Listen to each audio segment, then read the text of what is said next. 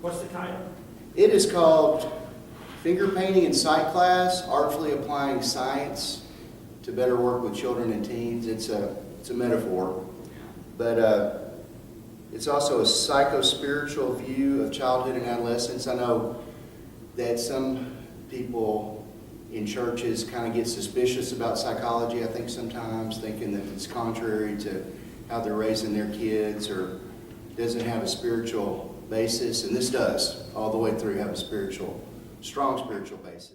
A very tricky aspect of working with teens, and that is seeing the illusion of control and giving up the illusion of control so that your interactions with your teens can have a true therapeutic value. If you say things because you're afraid or angry or overly worried, and you don't have those feelings in check, then a lot of times it's received by the kid as an effort to corral them or make them do this or make them do that. And at that point, they got you. It can be very liberating to concentrate on the things you can do very well, which is building a relationship, improving your listening skills, looking for openings to guide and to share information instead of trying to, when the kid's so closed, that doesn't really do any good, and actually creates resistance. They're practicing being obstinate.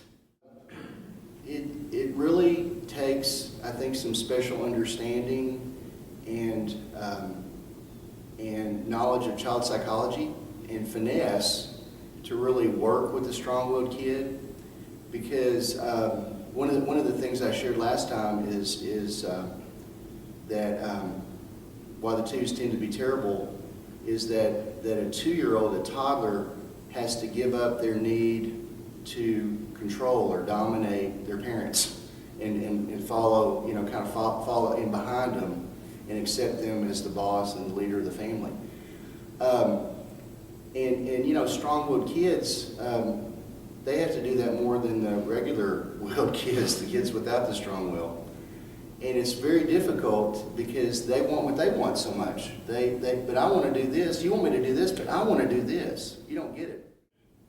There's two general questions that I ask kids. And one is when you're working with me, like you do sometimes, because he does. He doesn't argue and he's not openly defined every time, or he's not as openly defined every time. There are little glimmers of cooperation. When you're doing that, how do you feel? Okay? I think with every action, if you pay close attention, it creates a feeling, And what I'm wondering is when you're listening and when you're cooperating with me at a higher level, how does that make you feel compared to when you're fighting me and I got to tell you 18 times and I got to, I feel the need to threaten you with taking this or that or the other. How does that feel? Which one feels better to you? And he may say, I don't know. But at least you get him thinking about it. See, you planted a seed. So those two questions, how does it make you feel when you cooperate, and how does it make you feel when you're so uncooperative? And let's talk about the quality of the relationship between you and me when you're working with me and when you're fighting me,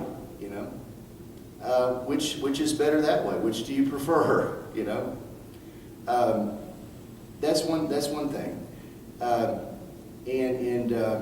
You have to revisit those. You have to kind of bring those up more than once.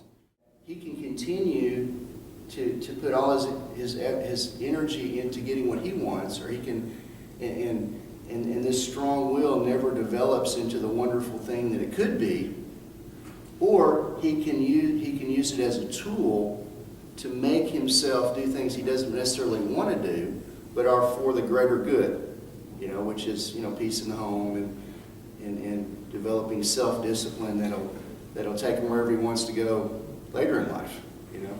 Because strong-willed kids, I mean, if he gets in the workplace, or, you know, if he gets in college and they say, well, you'll never be able to do that, or, you know, forget about that, nobody's ever been able to do that yet, then the strong-willed kid, you know, that really has their strong will harnessed, and it's a real tool, well, they, you know, that's all the fuel they need to prove them wrong, you know.